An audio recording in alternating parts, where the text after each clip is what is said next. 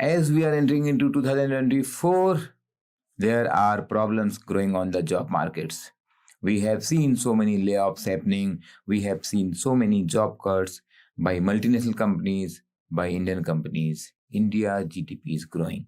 But what is happening in the job market? Tech major Paytm's parent company, 197 Communications, has laid off hundreds of employees. Round of job cuts, Google, Amazon, and Snap are among the companies continuing to downsize. Nearly 2 lakh tech workers have lost their jobs in the year 2023 so far. And this is not the end. उसकी सबसे बड़ी edtech form में छटनी की तलवार बायजूस में 11% कर्मचारियों को निकालने का प्लान है. An IT giant Accenture would cut about 19,000 jobs, which represents 2.5% of its workforce. Why there are so many layoffs? Hi everyone, I am Chandraprakash Joshi, and in this video I am going to tell you two important things. First, what is happening, and second, what are the opportunities here. And most of you are preparing for government job. For you, it is very important to understand what is happening in the global economy, Indian economy. That is going to help you in your descriptive part of the exam and also in your interview discussions. But most importantly, it is important for you to understand that how long you are going to continue this preparation and what are the opportunities, what are your plan B, and why it is very important to have a plan B right now. I am going to tell you at the end of the video. The current economic scenario is because of two things. One is the uncertainty on the inflation side. The price hike are still continuing because of the global uncertainties, and secondly, the central bank has come to a level where they are not able to further go for the loose monetary policies. You must be observing that whether it is Fed Reserve or whether it is Bank of Japan, all big economies, their central banks are keeping a tight monetary policy. IMF had reduced the global growth rate projections to 2.9% in 2024. It is affecting 95%, mind it, 95% of the developed economies and 70% of the emerging market and developing countries. The current inflation, I am talking about the global market, is at the peak in last 4 decades. The after effect of COVID times, when there was loose monetary policy, when there was excess supply of the money in the market by all central banks, started by the Fed Reserve in US, and the impact of Russia-Ukraine war after that on the commodity prices, and recently the Israel-Hamas conflict, which is creating global uncertainty, and the impact are widespread. Though Indian economy is doing well, actually very well, 7.6% growth registered in the last quarter. India is a bright spot in the global economy, but we are also not isolated. We are connected to in today's global economy, and our MNCs who are operating in India, whether it is Facebook, Google, Amazon, Microsoft, Flipkart, everywhere you may have seen whether there are job cuts or there are freeze on the further hiring plans.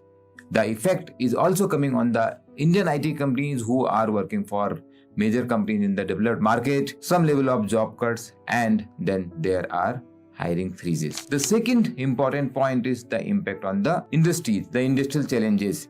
On one side, India has been doing considerably well, and that is what led to the 7.6% growth in the last quarter. That is the manufacturing space. The PLI related schemes has helped many manufacturing companies to provide more employment. But on the other side, IT companies, the companies who are working in the global market, the startup sector, which is also giving lot of employment to the new generation, has done bad. Very poor. In the startup sector, only 28,000 jobs have been lost, and this is reported number. In last 9 months of this calendar year, manufacturing of mobile phone and electronics has done well, but at the same time, trade, communication, hotel, tourism has done lower growth in this financial year in India. After the lockdown, many big companies, you know the name like TCS or Infosys or every big company, they started asking their employees to come back to office. Some people started going in the comfort zone and there were layoffs. Secondly, some of the employee has really become backdated employee. People really don't understand the need to develop the skill. So many of these companies started asking these backdated employees to go because you are not updating yourself with the recent technology, the changing job requirement. Thirdly, the recent renaissance, I would say renaissance in the tech, that is in form of the AI tool, which is making job much more efficient. The work which was done by say 5 people can easily be done by 1 person in many of the job, resulting into job losses. But is this the end? Will the situation change in 2024? Will you get better, higher paying job, or we have touched the bottom? No economist, I'm telling you, no economist can give you a clear answer to all these macroeconomic questions. But for you, you have to plan your plan. You need to understand some of the fundamentals like roti, kapra and makan, food, clothes and shelter.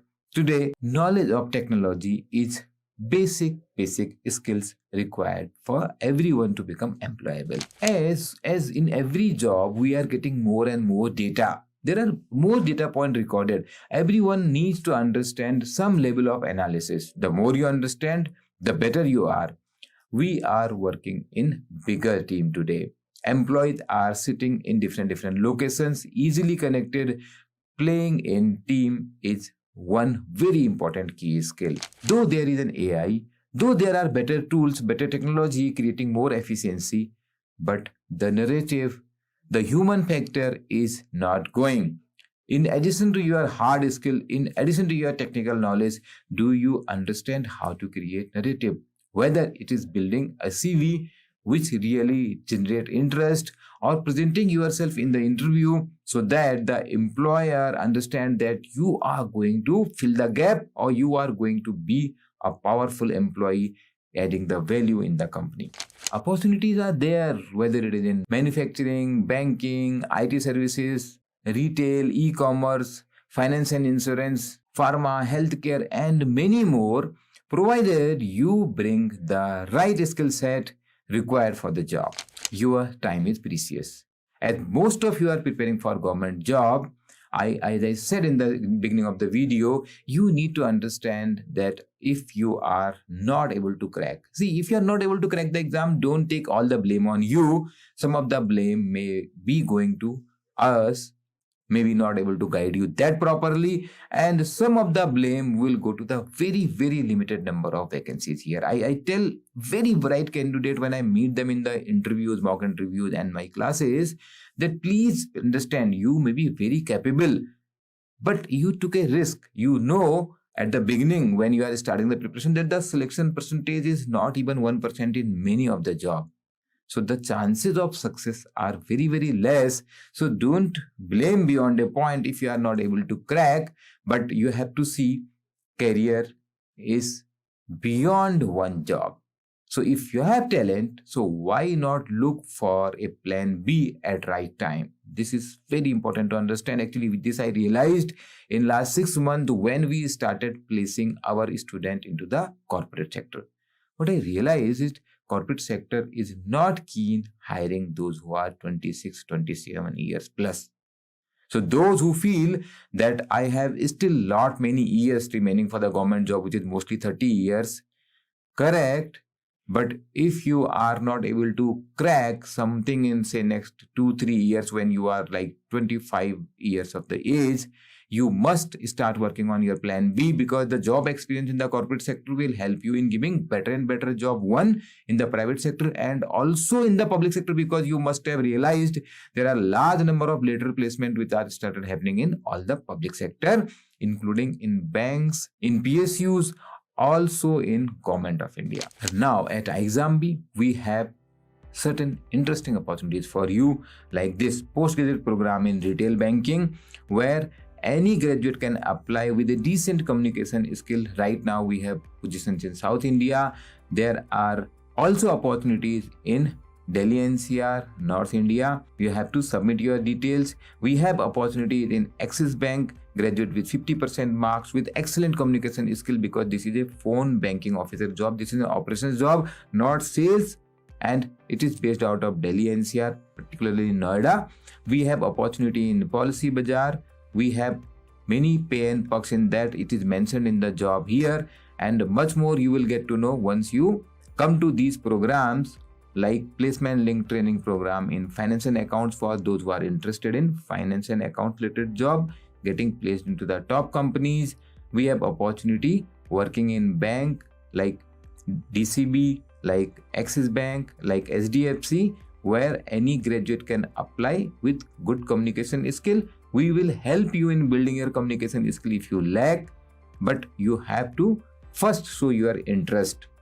In some of these jobs, English is not that strong, which is required because local language also is helpful. But in some of the job, you have to be excellent in English communication skill. That is depending on the requirement of the hiring institution, because the final interview is taken by them. We also have opportunity in PNB MetLife. We also have placed few people earlier in Protivity, and we'll come with more. You have to submit the form. Google form is given in the description below. Please submit your details. We will let you know more. And I would close with this. Though there are problems in the job market, but I only need one job. If you can find out your dream job, start working on that and build your career. For all such information and videos, don't forget to like, subscribe. Thank you.